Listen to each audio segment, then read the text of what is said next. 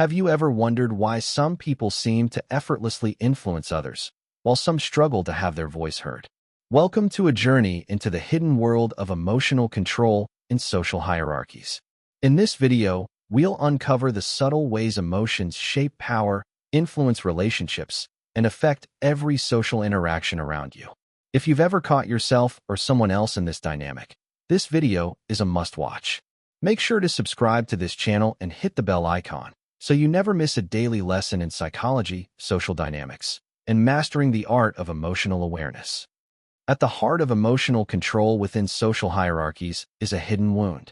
The learned belief that your emotions are liabilities, and that survival, social, relational, professional, requires mastering the emotional weather of everyone else while suppressing your own. The deepest sacrifice isn't powerlessness.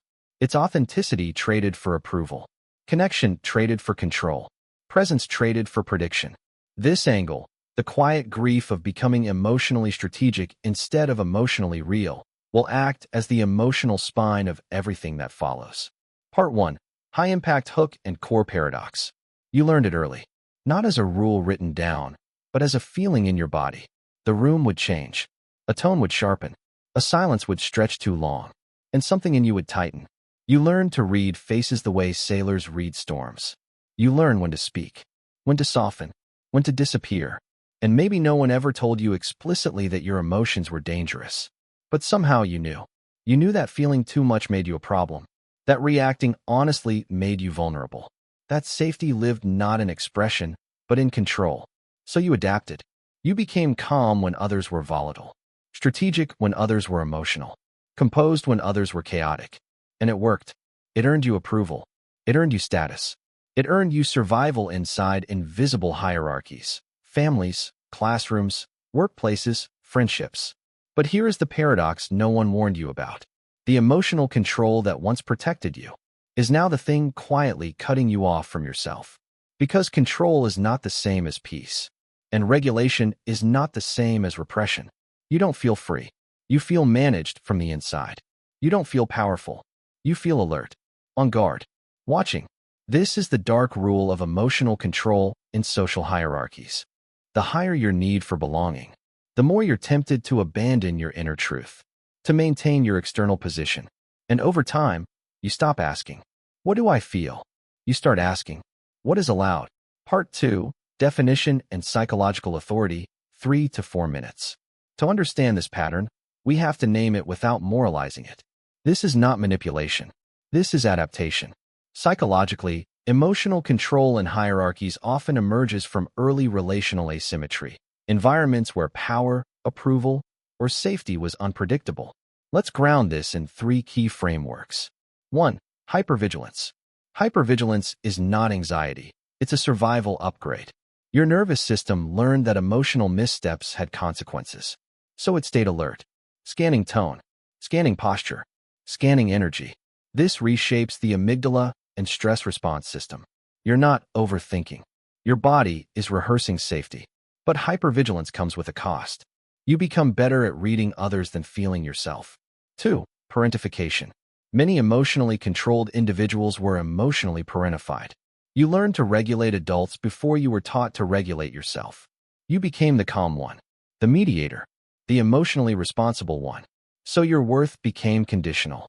I am valued when I am useful, stabilizing, non-disruptive. This wires identity around emotional labor, not emotional truth. 3. Avoidant or disorganized attachment. When emotional expression isn't met with attunement, the psyche adapts. Avoidant attachment says, "My emotions are safest when kept private." Disorganized attachment says, "Connection requires control, or I'll lose myself." Both teach the same lesson. Closeness is negotiated, not felt. Over time, the default mode network, the brain's identity narrative system, absorbs this as self-concept. I am the one who doesn't need. I am the one who stays composed. I am the one who holds it together. Not realizing that this identity was built in response to a hierarchy that demanded emotional restraint. Part 3. Emotional cost and philosophical weight. Carl Jung once warned, "The greatest burden a child must bear is the unlived life of its parents." But there is another burden rarely named, the unlived emotional life of the self. This is invisible grief. Grief not for something that happened, but for something that never got to exist. The sadness you couldn't show, the anger you learned to intellectualize, the joy you tempered so it wouldn't threaten anyone. You didn't lose connection suddenly. You lost it incrementally, one moment of self-silencing at a time. And beneath it all lives a singular fear. The fear of relational rupture. Not abandonment in the dramatic sense, but the subtle withdrawal of warmth, approval, access. So you keep the peace. You keep the balance. You keep control. But control fractures intimacy. Because intimacy requires risk. And risk feels unsafe when your nervous system equates expression with consequence. Even small moments become complicated. You rehearse texts. You modulate tone. You downplay needs. You are present, but not revealed. Seneca wrote that we suffer more often in imagination than in reality. But hypervigilance reverses this. You suffer in anticipation, forever bracing for emotional fallout that may never come. And the cost? A life that looks stable from the outside, but feels distant from the inside. Part 4. Adult Manifestation and the Unlearning Process, 4 to 5 minutes. These patterns don't disappear. They mature. They become polished, socially rewarded, even admired. You might, in relationships, feel safest when you're needed, not known. Struggle to express anger without guilt. Choose emotionally unavailable partners because they mirror familiarity. In career, excel in high-pressure environments. Become indispensable, but invisible. Avoid leadership roles that require emotional vulnerability. In self-worth, measure value by usefulness. Feel uneasy receiving care without earning it. Downplay your own pain. In boundaries, explain instead of enforce. Over-accommodate discomfort. Feel responsible for others' reactions. In emotional regulation, intellectualize feelings. Stay calm while dissociating. Collapse privately after holding it together. In identity, ask who you are without your role. Feel empty during rest. Fear softness as regression. These are not flaws. They are intelligent survival strategies that outlived their context. And healing does not begin with self-correction. It begins with witnessing. Not, why am I like this? But, what did this protect me from? Awareness interrupts self-gaslighting. You stop treating coping as character. And that is the first unlearning. Part 5. Healing, Conclusion, and Affirmation. Healing emotional control is not about becoming impulsive or unregulated. It's about reclaiming permission. Permission to feel without strategy, to express without calculation, to soften without collapse. Here's where that begins. Inner child reparenting. You practice responding to your emotions the way you needed someone else to. With curiosity, with patience, without urgency to fix. Shadow work. You meet the parts of you that learn power through restraint. Not to exile them, but to update them. They don't need to disappear. They need rest. Nervous system regulation. Safety is not cognitive. It's somatic. Breath, slowness, grounded presence. You teach your body that expression no longer equals threat. And perhaps the most radical step. Choosing softness over survival mode. Not all the time. Just one moment longer than before. Rainer Maria Rilke wrote, "Try to love the questions themselves.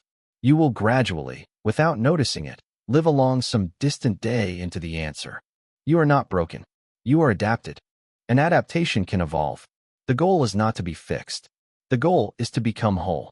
If this spoke to something quiet inside you, share it with someone who learned to survive by staying composed. And if you want to keep exploring the psychology beneath our defenses, subscribe, not for answers, but for deeper questions. Because your emotions were never the problem. They were the signal. Part 6. Integration. Power without control. Purpose. Help the viewer reframe power as presence rather than emotional domination or self-suppression. Narrative focus. This section dismantles the final illusion that emotional control equals strength. It introduces integrated power, the ability to remain emotionally open without collapsing or managing others. You were never meant to control the emotional climate of the room. That was never your responsibility. True power does not come from emotional restraint. It comes from emotional sovereignty. Sovereignty means this. Other people can be disappointed, and you remain intact.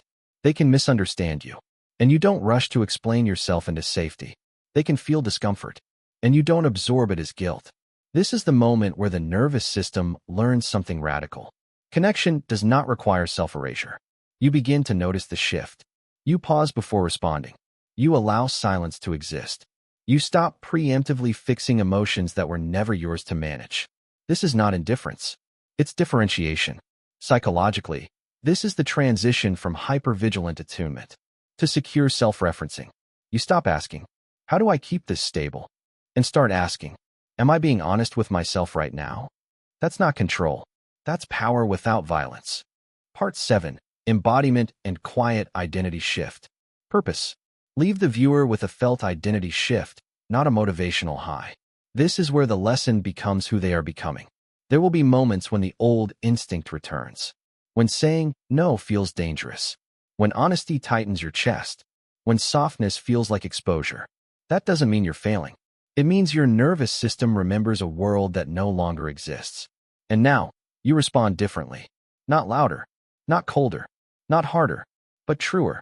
You let your body finish the emotion instead of cutting it off. You let your voice carry weight without apology. You let your presence speak before your explanation does. And slowly, almost invisibly, your identity shifts. You are no longer the emotional manager, no longer the stabilizer, no longer the one who disappears to preserve peace. You become someone else entirely, someone who belongs to themselves first. And from that place, connection becomes real, because it is no longer negotiated through control. It is offered through presence. And that is the quiet freedom you were always reaching for.